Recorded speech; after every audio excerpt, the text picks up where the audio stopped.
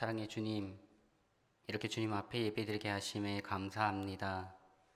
우리의 예배를 기쁘게 받아주시고 은혜 내려 주옵소서. 예배를 통하여 죽은 우리의 심령이 살아나게 하시고 예배를 통하여 주님 음성 듣게 하옵소서. 힘겹고 어려운 시기를 살아가는 우리에게 밝은 빛을 비추어 주님의 길을 걸어가게 하옵소서. 모든 말씀 살아계신 예수님 이름으로 기도합니다. 아멘. 다 같이 찬송가 90장 찬양하시겠습니다. 찬송가 90장 찬양 후 양영신 권사님 나오셔서 예배를 위해 기도해 주시겠습니다.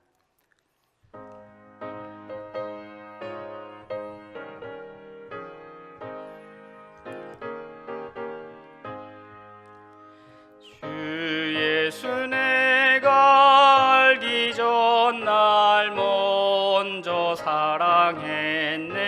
그 크신 사랑 나타나 내 영혼 거듭났네. 주 내 맘에 늘 계시고 나 주의 안에 있어 저 포도비유 같으니 참 좋은 나의 친구. 내 친구 대신 예수님 날 구원하시려고 그 귀한 몸을 버리사 내 죄를 대속했네. 나 주님을 늘 믿으며 그 손을 의지하고 내 몸과 마음을 바쳐서 끝까지 충성하리. 내 진실하신 친구여 그 은혜 내려주사 날 항상 보호하시고 내 방패되옵소서. 그 풍성한 참 사랑을 능히 끊을 소냐. 날 구원하신 예수는 참 좋은 나의 친구. 사랑의 하나님, 이 시간도 수요 예배를 드리게 하시니 감사드립니다. 하나님 말씀에 순종하며 예배를 드리는 것이 복된 삶인 줄 알면서도 세상을 바라보며 힘들게 살아왔음을 고백합니다. 용서해 주옵소서. 예배를 통해 말씀을 듣고 두려움을 떨쳐버려야 함에도 불구하고 두려움을 안고 살아가고 있습니다. 말씀을 통해 은혜를 경험하게 하시고 말씀 속에서 길을 얻고 응답받게 하옵소서. 주 여호와의 말씀이니라. 보라 날이 이를지라 내가 기근을 땅에 보내리니 양식이 없어 주림이 아니며 물이 없어 가람이 아니요 여호와의 말씀을 듣지 못한 기갈이니라고 말씀하셨습니다. 코로나로 인해 힘든 시간 속에 살아가고 있지만 무엇보다도 말씀의 기갈만큼은 되지 않도록 슬기로운 기근 생활을 하도록 도와주옵소서. 천하의 범사에 기한이 있고 모든 목적이 이룰 때가 있나니 날 때가 있고 죽을 때가 있으며 심을 때가 있고 심은 것을 뽑을 때가 있듯이 코로나19의 시작도 있었지만 분명히 끝이 있음을 믿으며 그날이 속히 오기를 기도하는 주의 백성들의 간절한 부르짖음도 들어주실 줄 믿습니다. 대한민국을 사랑하시는 하나님, 코로나 위기 속에서도 대통령과 정치인들 그리고 모든 국민들 진보와 보수를 떠나 모두가 한마음으로 헤쳐나갈 수 있도록 지혜를 주옵소서. 어려움이 닥쳐올 때마다 왜 나만 겪는 고난이라고 하소연했던 저희들이지만 이제는 나만 겪는 것이 아니라 온 세계가 그리고 온 민족이 함께 겪는 고난과 어려움이 되고 말았지만 한마음 한뜻으로 슬기롭게 대처해 나갈 수 있는, 그래서 꼭 이겨낼 수 있는 대한민국이 되게 하옵소서. 작전중앙교회를 사랑하시고 지켜주시는 주님, 지난주에는 교회에서 다시 예배를 드릴 수 있도록 해주시니 얼마나 감사한지요. 비록 지금은 오전 예배만 드리지만 머지않아 모든 예배가 정상적으로 회복될 수 있는 시간이 속히 올 줄 믿습니다. 또한 가정에서 온라인 예배를 드리는 우리 성도님들 함께 항상 동일한 은혜의 시간이 되게 하옵소서. 매일 우리 주변에 코로나 확진자가 새롭게 나오고 있지만 우리 성도님들 건강으로 지켜주시니 감사합니다. 힘들고 어려울 때 빛과 소금이 되는 그런 교회가 되게 하시며 사랑을 나타내는, 그래서 주님의 이름을 땅끝까지 전하는 미랄이 되는 그런 교회가 되게 하옵소서. 믿지 않는 자들에게 비난받는 교회가 아니라 주님께서 하시고자 하셨던 일들을 우리 작전중앙교회가 몸소 실천해 나가는 그런 교회가 되게 하옵소서.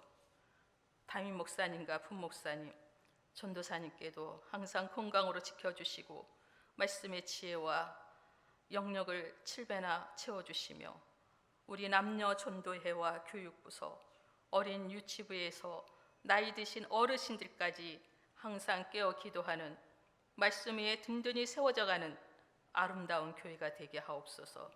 이 시간 말씀을 전하시는 목사님께 은혜를 주옵시고 집에서 또한 함께 온라인 예배를 드리는 우리 모든 성도님들 깨닫는 마음으로 하나님께 영광 돌리는 귀한 시간 되게 하옵소서. 모든 말씀 예수님의 이름으로 기도드립니다. 아멘.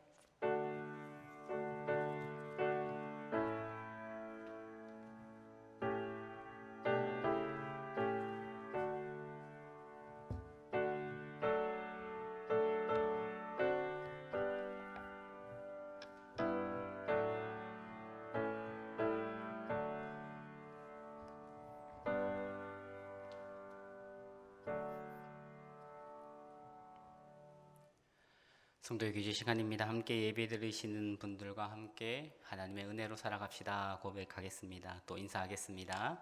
하나님의 은혜로 살아갑시다. 하나님께서 크신 은혜와 은총으로 우리 가운데 함께 하여 주실 줄 믿습니다. 교회 소식을 알려드리겠습니다. 주일 예배 안내입니다. 사회적 거리두기가 완화됨에 따라 이번 주일부터 비대면 예배 참석 인원이 확대되었습니다. 본당과 각 부속실을 이용하여 1, 2부, 3부 예배를 드리며 온라인 예배도 함께 병행하고 있습니다. 주중 예배는 아직 모두 온라인 예배로 드립니다. 예배의 온전한 회복을 위해 기도해 주시고 어느 곳에서든 무엇을 하든 예배를 사모하는 모든 성도님들이 되시길 바랍니다. 1대1 제자 양육 3기 훈련을 위한 오리엔테이션이 다음 주일 3부 예배 후 본당에서 있습니다. 화상회의 프로그램인 줌 사용법을 익힌 다음 전체 강의는 온라인으로 진행됩니다. 3기 신청하신 분들은 참석해 주시기 바랍니다. 구역장 건찰 훈련 오리엔테이션이 금요반은 금요일 오전 10시 30분, 주일반은 3부 예배 후 본당에서 있겠습니다. 동일하게 줌 사용법을 익힌 후에 전체 훈련은 온라인으로 진행됩니다. 참조해 주시기 바랍니다. 코로나로 인해 후반기에 계획된 사랑 나눔 바자회는 사랑의 쌀 나눔으로 대체합니다. 지난주 작전 일동 주민센터에 온누리 상품권을 전달했습니다. 성도님들의 많은 참여 바랍니다. 오늘 우리에게 주신 하나님의 말씀은 신약 성경 마태복음 28장 10절로 20절까지 말씀입니다. 신약 성경 마태복음 28장 10절로 20절까지 말씀입니다. 하나님의 말씀을 함께 봉독하도록 하겠습니다. 함께 읽겠습니다. 이에 예수께서 이르시되 무서워하지 말라. 가서 내 형제들에게 갈릴리로 가라 하라. 거기서 나를 보리라 하시니라.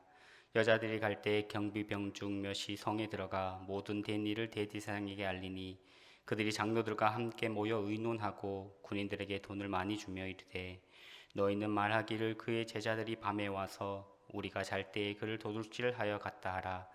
만일 이 말이 총독에게 들리면 우리가 권하여 너희로 근심하지 않게 하리라 하니 군인들이 돈을 받고 가르친 대로 하였으니 이 말이 오늘날까지 유대인 가운데 두루 퍼지니라. 11 제자가 갈릴리에 가서 예수께서 지시한 산에 이르러 예수를 배웁고 경배하나 아직도 의심하는 사람들이 있더라. 예수께서 나와 말씀하여 이르시되 하늘과 땅의 모든 권세를 내게 주셨으니 그러므로 너희는 가서 모든 민족을 제자로 삼아 아버지와 아들과 성령의 이름으로 세례를 베풀고 내가 너에게 분부한 모든 것을 가르쳐 지키게 하라. 볼지어다 내가 세상 끝날까지 너희와 함께 항상 함께 있으리라 하시니라. 아멘. 참 좋으신 하나님의 은총과 평강이 함께 온라인으로 예배 드리시는 사랑하는 우리 성도님들 삶 가운데 넘쳐나길 소망합니다. 우리가 함께 말씀을 읽은 것처럼 세상 끝날까지 우리와 함께 하시는 그 하나님의 은혜와 평강이 언제나 우리의 삶 가운데 있을 줄 믿습니다. 어려운 시기 은혜 가운데 잘 이겨나가시고 주님 주시는 능력과 새 힘으로 늘 승리하시는 삶 살아갈 수 있길 소망합니다.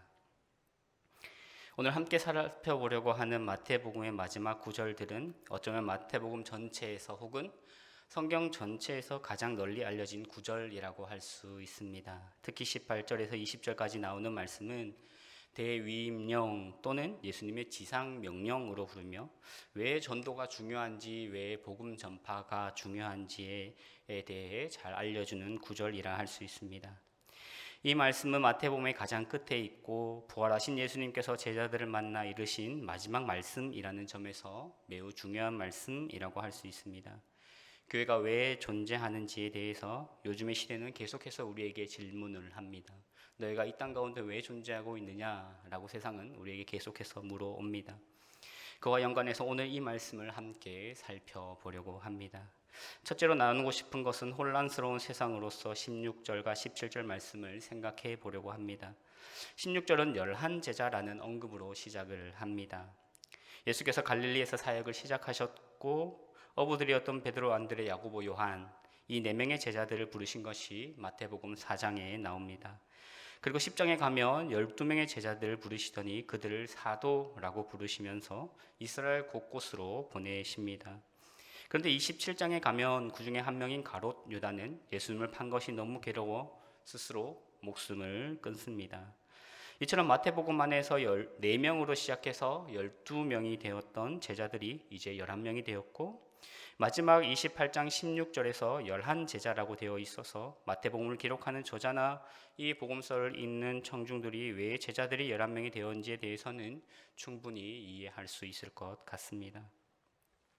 이 유다, 우리는 유다에 대해서 참 많은 이야기들을 듣지만 예수님을 직접 본 사람이지 않습니까? 예수님을 눈으로 직접 보고 그의 말씀을 듣고 목사님들이나 전도사님들이 하는 설교가 아니라 예수님께서 친히 하신 그 말씀을 들었고 그 다음에 열둘로 세워졌고 파송을 받아서 예수님의 이름으로 귀신을 내쫓고 엄청난 일들을 경험했습니다. 우리 성도님들도 노방전도라는 것을 해보신 적이 있으실 것입니다. 저도 물론 해본 적이 있습니다. 전도를 하면 사실은 예수 믿으세요 뿐만 아니라 전도를 하면서 겪게 되는 어려움들, 때로는 모욕들을 당하기도 하고 안 좋은 대우들을 받기도 할 때 우리는 어떠한 마음이 듭니까? 저는 그런 마음이 들었습니다. 안 좋은 대우를 받으면 받을수록 또 모욕을 받으면 받을수록 내가 주님을 위해서 참 많은 일들을 하는구나. 내가 주님을 위해서 이런 것들은 감수할 수 있어 라고 더욱 담대한 마음을 갖게 되고 굳건하게 되었던 것 같습니다.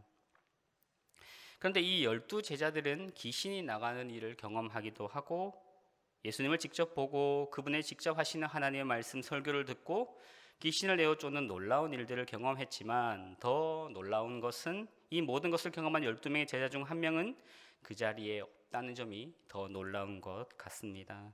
사실 나머지 11명의 제자들보다 가룟 유다가 더 악했다고 말할 수는 없는 것 같습니다. 어쩌면 유다는 나머지 11명의 제자들보다 덜 뻔뻔스러웠을지도 모르겠습니다. 똑같이 죄를 지었지만 똑같이 예수님을 부인하고 모른다고 하고 배신했지만 유다는 자신이 죄를 지은 것이 너무 괴로워하다가 스스로 목숨을 끊어버리는 비극적인 모습을 보여주었습니다. 그래서 11명의 제자가 있습니다. 저는 이 11명의 제자가 나누었던 대로 혼란스러운 세상을 보여준다라고 생각합니다. 혼란스러운 공동체, 쪼개진 12, 사라진 한 사람, 그리고 이 11명은 사라진 그 한 명 가롯 유다보다 무엇보다도 자랑할 것도 없고 내세울 것이 없는 그러한 사람들입니다. 예수님은 12명의 사람들을 제자로 부르셨습니다. 왜 12명일까요? 10이라는 숫자는 이스라엘 12지파와 연관해서 전체 모두를 상징하기 때문에, 온전함을 상징하기 때문에 12명을 부르신 것입니다. 그런데 지금 이 자리에 11명의 제자가 있습니다. 그래서 16절 첫머리에 이 11제자는 우리의 부족함, 온전치 못함, 제대로 서 있지 못함, 이러한 것들을 11제자라는 말을 통하여 생각해 볼 수 있을 것 같습니다. 그럼에도 불구하고 이 11명이 도망가지 않고 자신의 삶을 스스로 결정해 버리지 않고 11명인 채로 그 모자란 모습 그대로 부활하신 주님 앞에 서 있습니다. 17절은 이 제자들을 가리켜 이렇게 표현했습니다. 예수를 배웠고 경배하나 아직도 의심하는 사람들이 있더라.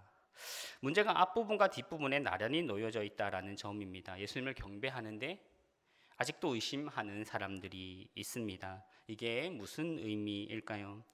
전통적으로 교회는 이 구절을 가지고 몇 가지 생각을 했습니다. 그 산에 갈릴리 산자락에 11명의 제자만 있었던 것이 아니라 또 다른 누군가가 있었을 것이다. 예수님께서 공생의 사역을 하셨을 때 함께 따라다니는 그 무리들 중에 그 무리들이 그 11제자들과 함께 그곳에 있었을 것이다 라고 생각을 하기도 했습니다. 그래서 11명의 제자들은 부활하신 예수님을 보고 경배했지만 나머지 사람들은 의심했다, 이렇게 보는 견해가 있습니다. 그런데 문제는 16절 이하에서 이 산에 11명의 제자 외에 다른 사람이 있다는 것을 전혀 언급하고 있지 않다는 점에서 11명의 제자 외에 다른 사람들이 또 있다는 의견은 완전히 틀렸다라고 할 수는 없지만 거의 아닐 것으로 생각이 됩니다.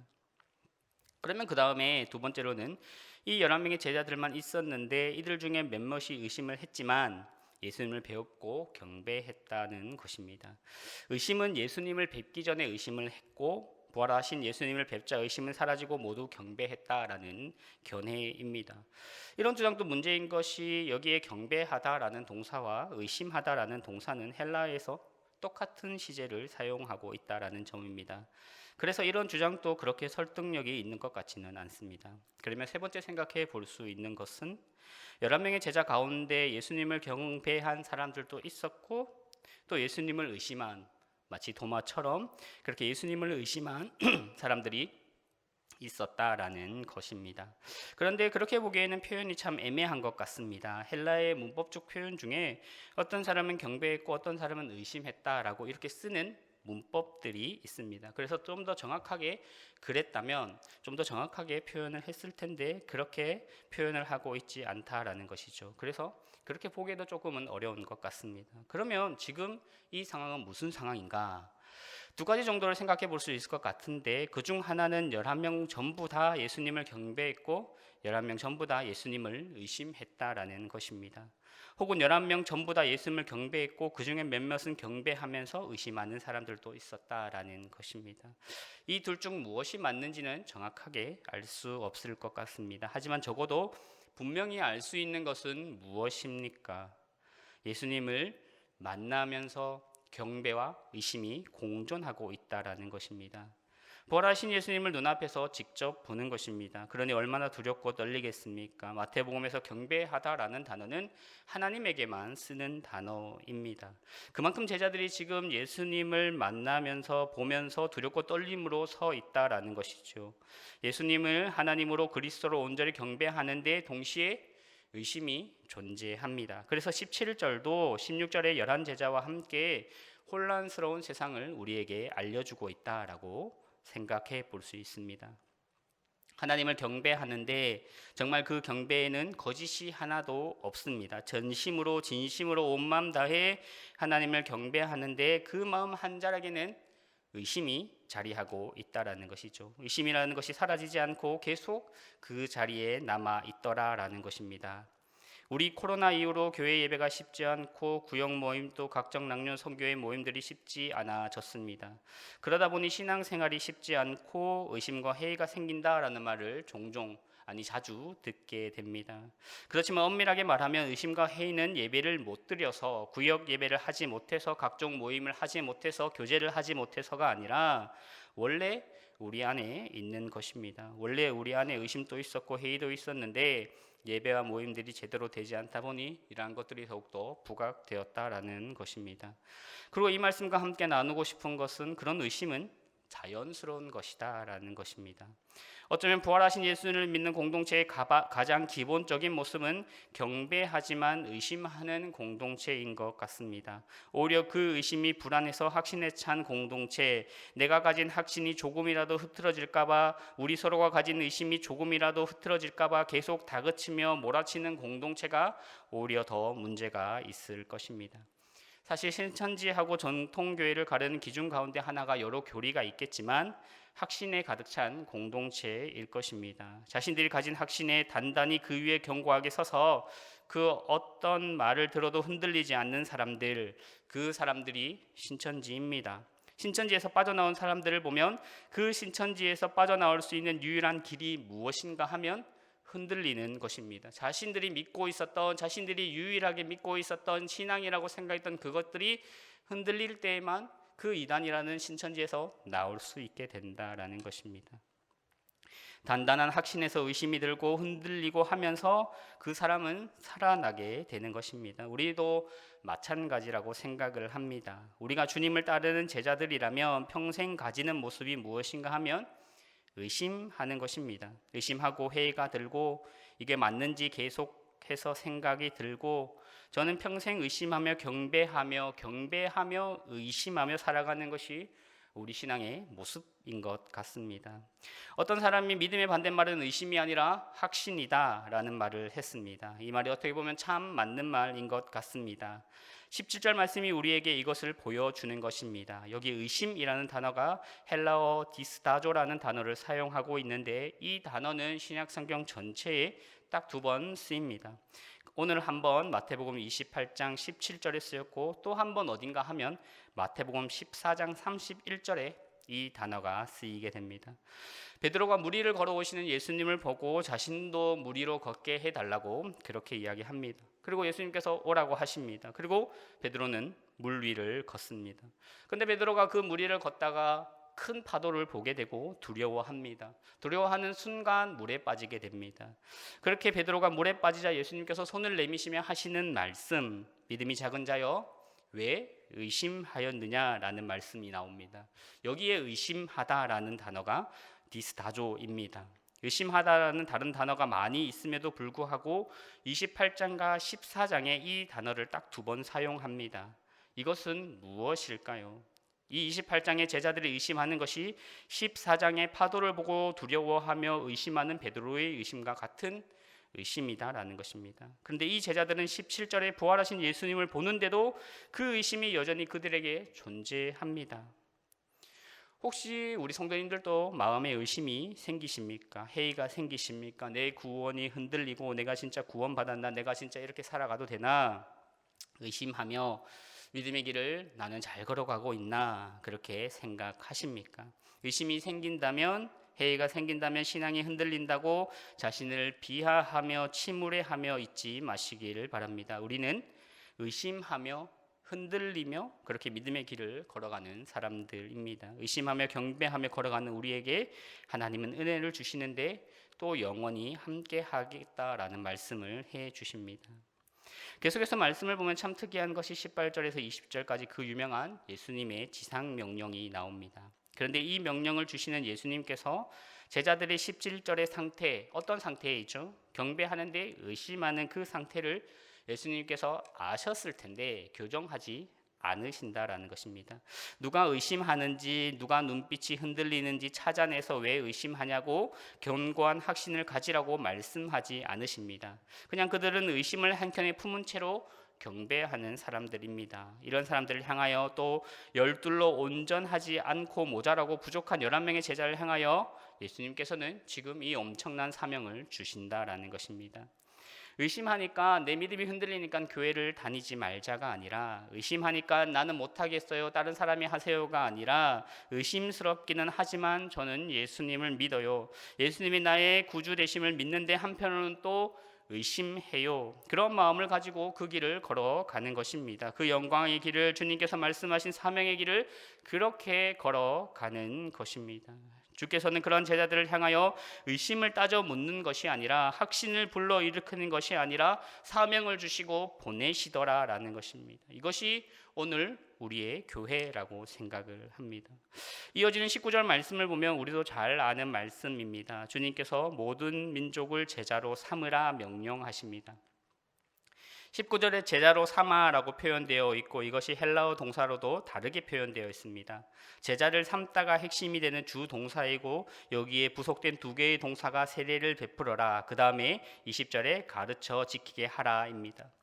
이 두 개가 부속이 되는 것입니다. 그래서 제자를 삼는 것의 내용이 무엇인가 하면 세례를 주는 것, 세례의식이 있겠고 또 하나가 가르쳐 지키게 하는 것입니다.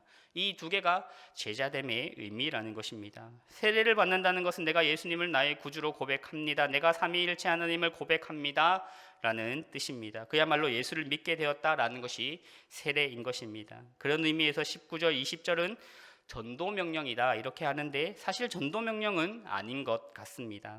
우리가 생각하는 전도는 예수 믿으면 구원받는다라는 것이 전도인데 그것은 제자 삼기의 일부에 불과한 것입니다. 제자 삼기의 내용이 무엇인가 하면 첫째, 세례 베풀기, 예수를 나의 구주로 고백하는 것, 다른 사람에게 예수를 전해서 예수를 믿게 하고 그들로 예수를 고백하게 하고 세례를 받게 하는 것, 그것이 하나이고 그 다음 두 번째가 내가 너에게 본부한 모든 것을 가르쳐 지키게 하는 것입니다.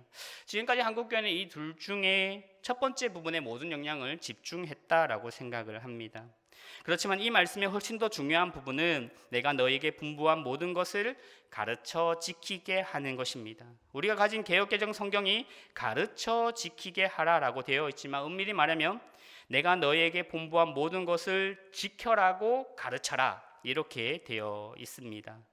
엄밀하게 말하면 모든 것을 지키는 것이 제자의 핵심이고 그리고 그러라고 모든 민족에게 가르치는 것입니다. 내가 지키는 것이 먼저고 내가 지키고 그들에게 가르쳐라 라가 예수님의 명령의 핵심이다라는 것입니다. 그래서 훨씬 중요한 것은 가르침이 아니라 지킴입니다. 주님이 분부하신 모든 것을 지키는 것이 핵심이고 이것을 놓치지 않고 가르쳐야 한다라는 것입니다. 그래서 교회의 핵심은 지키는 것입니다. 그 다음에 가르침입니다. 이것은 예수님의 사역에서도 고스란히 드러나는 부분입니다. 사도행전 1장 1절 말씀을 보면 데오빌로요 내가 먼저 쓴 글에는 물은 예수께서 행하시며 가르치시기를 시작하신부터라고 되면서 예수님께서 먼저 행하시고 가르치셨다 이렇게 말씀하고 있습니다.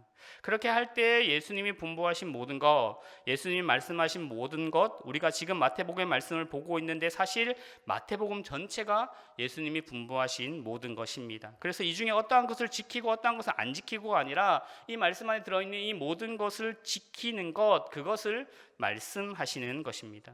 그럴 때 이 모든 것을 생각할 때 하나하나 세부적으로 그럼 우리가 무엇을 지켜야 하나 하나하나 꼼꼼하게 1절부터 시작을 해서 다 지켜야 하는가 생각해 볼 수도 있지만 이 마태복음 예수님의 전체 가르침의 핵심이 어디에 있는가 하면 마태복음 5장, 6장, 7장 우리가 잘 아는 산상수훈에 요약되어 또 압축되어 들어있다라는 것입니다. 그러니까 예수님께서 본부한 모든 것을 가르쳐 지키게 하라라는 것이 산상수훈의 말씀들을 지키며 그렇게 가르치라라는 것입니다. 여전히 우리의 교회 안에는 이 산상수훈이야말로 주님이 분부하신 모든 가르침의 본질임에도 불구하고 이 말씀을 지키는 것은 참 불가능하다라는 생각들이 팽배해 있는 것 같습니다. 하지만 그러한 생각은 잘못된 생각일 것입니다. 명확하게 이 모든 것, 산상수훈으로 대표되는 것을 지키는 것이 제자됨이고 이 산상수훈을 한마디로 요약하면 6장 33절에 먼저 너희는 그의 나라와 그의 의를 구하라, 이 말씀이 산상수훈에 요약되는 말씀입니다. 그러면 그의 나라와 그의 의를 구하는 삶이 과연 무엇일까 궁금해지게 됩니다. 이와 연관해서 마태복음 5장 16절에 이러한 말씀이 있습니다. 이같이 너희 빛이 사람 앞에 비치게 하여 그들로 너희 착한 행실을 보고 하늘에 계신 너희 아버지께 영광을 돌리게 하라. 이 말씀을 주목해 보는 것은 사람 앞에 비치게 하여라는 구절 때문입니다. 즉 예수님께서 제자들이 존재하는 이유가 무엇인가에 대해서 말씀하시는데 제자들은 사람 앞에 있는 존재다라는 것입니다. 그런데 28장에 이 제자들을 모든 민족을 향하여 보내시지 않습니까? 그렇게 보내시고는 세례를 베풀고 주님이 분부한 모든 것을 지키고 가르쳐라 이렇게 하십니다. 그렇게 할 때 그 결과가 5장 16절에 나타난다라는 것입니다. 그것을 본 많은 민족들 사람들이 하늘에 계신 하나님께 영광을 돌리게 된다라는 것입니다. 그래서 마태복음 5장 16절 말씀은 마태복음의 결론과도 같은 말씀입니다. 예수님의 지상명령, 예수님께서 분부하신 그 사명을 온전히 감당했을 때 사람들이 하나님께 영광을 돌리게 된다라는 점에서 이 말씀은 마태복음에 나오는 많은 말씀과 같은 말씀이 아니라 좀 더 비중이 있는, 좀 더 중요한 말씀인 것입니다. 그러면 왜 하나님의 나라와 그 일을 구하는 삶을 우리가 살아가야 하는가? 그럴 때 우리를 통해 모든 사람들이 하늘에 계신 하나님께 영광을 돌리게 된다라는 것입니다. 그런데 이 나라와 의를 구하는 삶을 마태복음 5장 16절은 무엇이라고 표현합니까? 착한 행실이라고 표현을 하고 있습니다. 이를 종합해 보면 제자가 된다라는 것의 의미가 무엇인가? 예수를 믿고 전도하는 것만이지 않습니다. 착한 행실로 세상 속에 살아가는 것, 그것이 28장에서 말씀하고 있는 예수님의 지상명령의 한가운데 있는 것입니다. 코로나로 인하여 우리의 생활이 참 어려워졌습니다. 경제적인 생활뿐만 아니라 가정적인 생활뿐 아니라 사회적인 생활뿐 아니라 무엇보다 큰 타격이 우리의 신앙생활일 것입니다. 교회가 소위 말로 동네북이 되었습니다.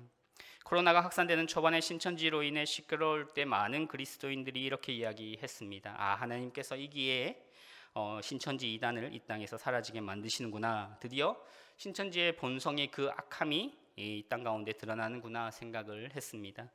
저도 그렇게 생각을 했습니다. 그러나 시간이 지나면서 신천지에서 교회가 이제 확산의 근거지가 되었고 매일마다 매스컴에서 교회에 대한 비판적인 그리고 비관적인 뉴스들을 쏟아냅니다. 사실 교회 입장에서는 억울한 점이 참 많이 있습니다. 제가 교회를 잠깐 변호를 해보면 교회 말고도 많은 곳에서 정말 많이 발생하고 있는데 그것을 언급하지 않는다라는 것이죠. 유독 교회만 계속해서 말을 합니다. 교회에서 확진자가 한 명이라도 발생하면 그 교회의 이름이 가려지지 않고 대문짝만하게 매스컴에서 보도가 됩니다. 그러나 교회가 아닌 다른 곳에서 발생하면 이름도 알려주지 않고 동선도 공개하지 않습니다. 요즘 날씨가 워낙 좋아서 간혹 밖에 나가보면 공원이라든지 유원지라든지 가면 사람들이 정말 많이 있습니다. 그곳에는 사회적 거리두기도 잘 지켜지지 않습니다. 또 음식이 맛있다는 맛집에는 여전히 줄을 서서 사람들이 음식을 사 먹습니다. 맛있는 음식점, 카페에 있는 사람들이 바글바글 하고 그곳에는 마스크도 잘 쓰고 있지 않습니다. 방역 또한 잘 되고 있지 않는 것 같습니다.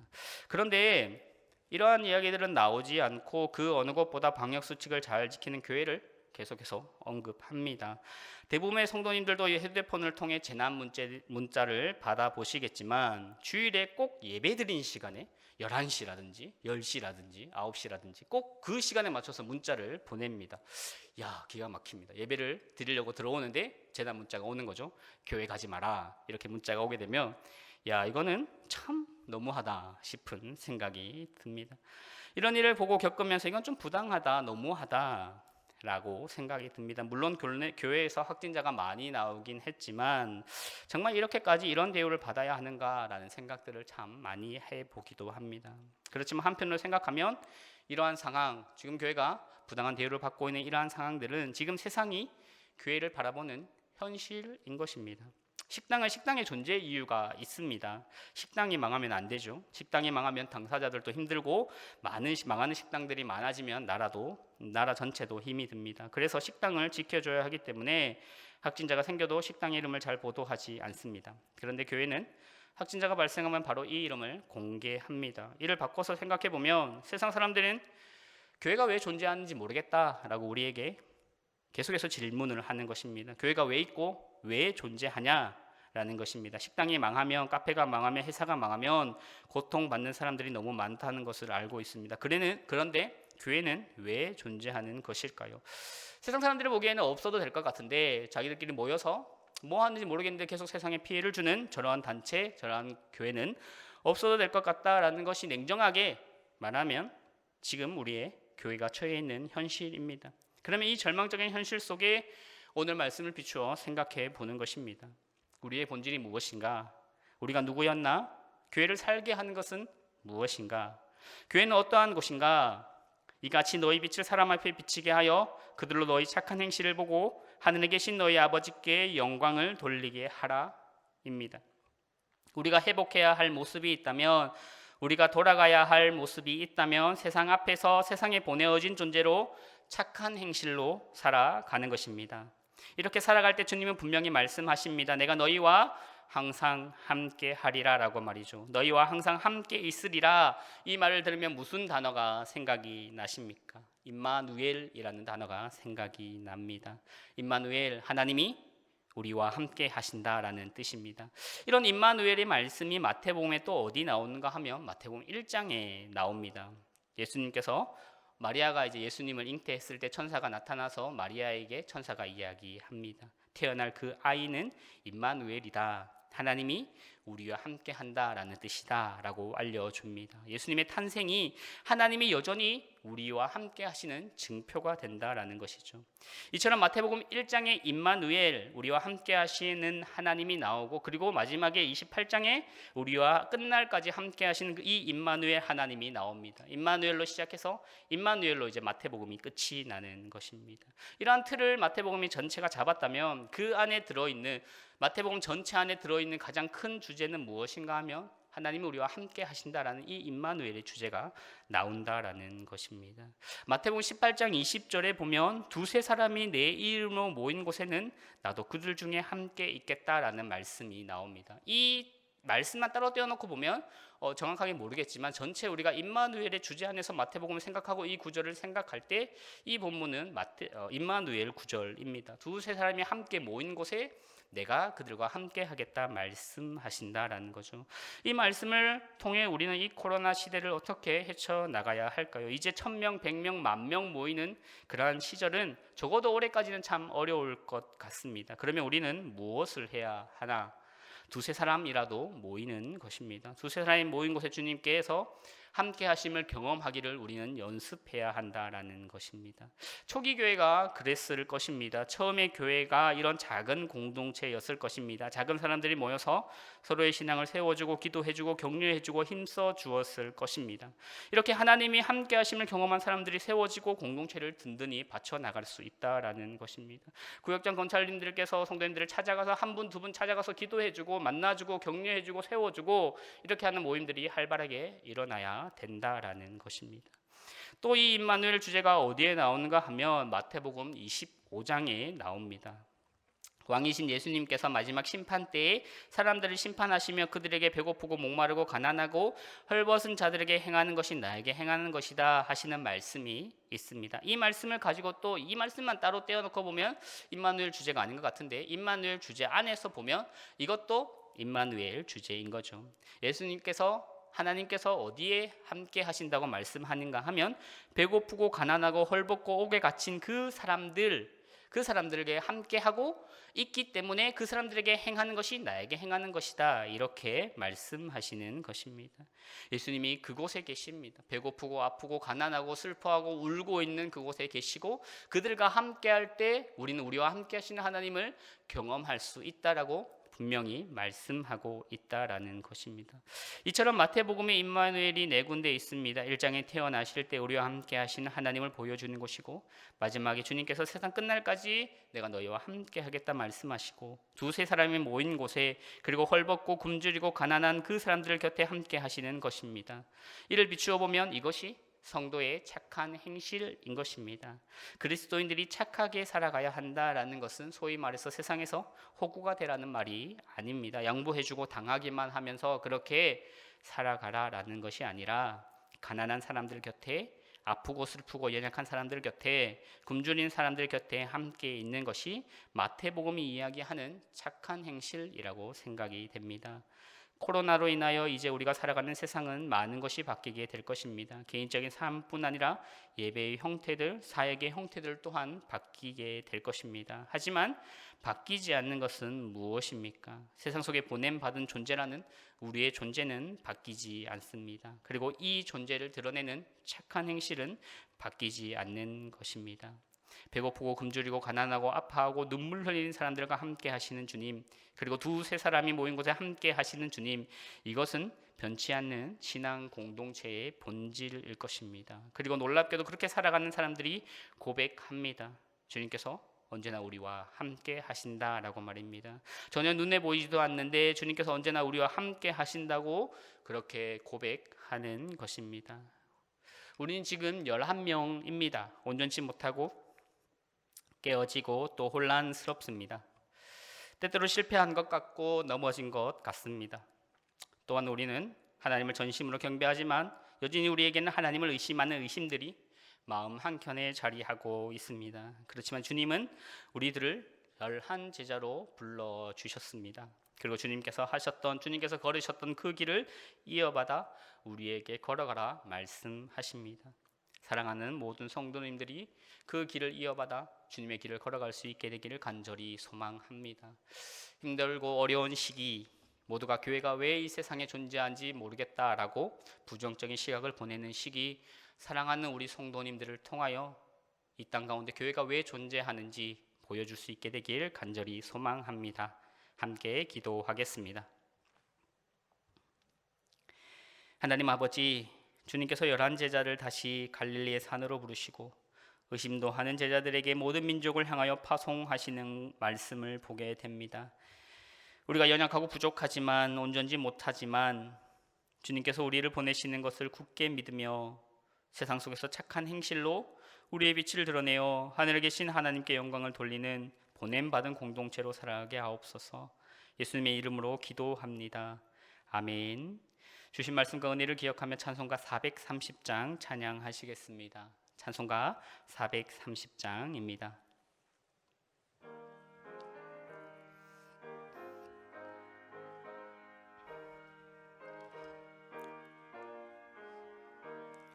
주와 같이 길 가는 것 즐거운 일 아닌가. 우리 주님 걸어가신 발자취를 밟겠네. 한 걸음 한 걸음 주 예수와 함께 날마다 우리 걸어가리. 어린아이 같은 우리 미련하고 약하나 주의 손에 이끌리어 생명길로 가겠네.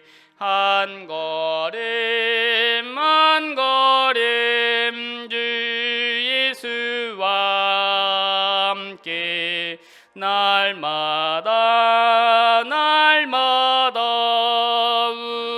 우리 걸어가리.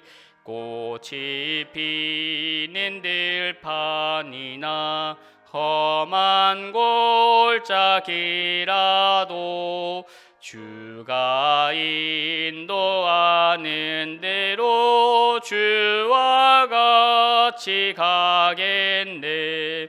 한 걸음 한 걸음 주 예수와 함께 날마다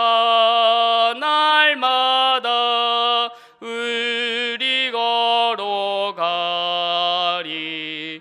옛 선지자의 녹같이 우리들도 천국에 들려 올라갈 때까지 주와 같이 걷겠네. 한 걸음 한 걸음 주 그리스도와 함께 날마다 우리 걸어가리. 아멘. 이 시간 우리의 마음을 모아 함께 기도하도록 하겠습니다. 먼저 주신 말씀을 가지고 함께 기도할 때 믿음을 지켜나가기 참 어려운 시기를 우리는 살아갑니다. 교회 다니기 어려운 시기를 살아갑니다. 마음껏 예배하고 찬양하고 기도하기 어려운 시절입니다. 그럼에도 불구하고 하나님께서 우리에게 은혜 내려주시도록 기도하겠습니다.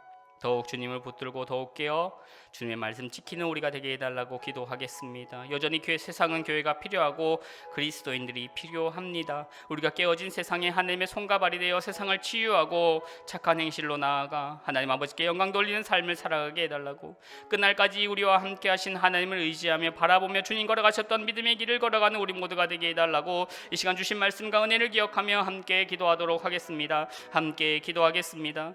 사랑에 많으신 아버지 하나님, 은혜를 감사합니다. 하나님, 우리에게 말씀하여 주시며 이 어렵고 혼란스러운 시기를 어떻게 살아가야 하는지 알려주셔서 감사합니다. 하나님, 참 믿음을 지켜나가기 어려운 시기를 우리가 살아갑니다. 교회에 나와 예배드리고 찬양하고 기도하기 어려운 시절입니다. 그 은혜를 경험하기 어려운 시절입니다. 그럼에도 불구하고 하나님, 우리에게 은혜 내려 주시옵소서. 우리의 믿음이 아버지 앞에 온전히 세워져 갈 수 있도록 주님 도와주시옵시고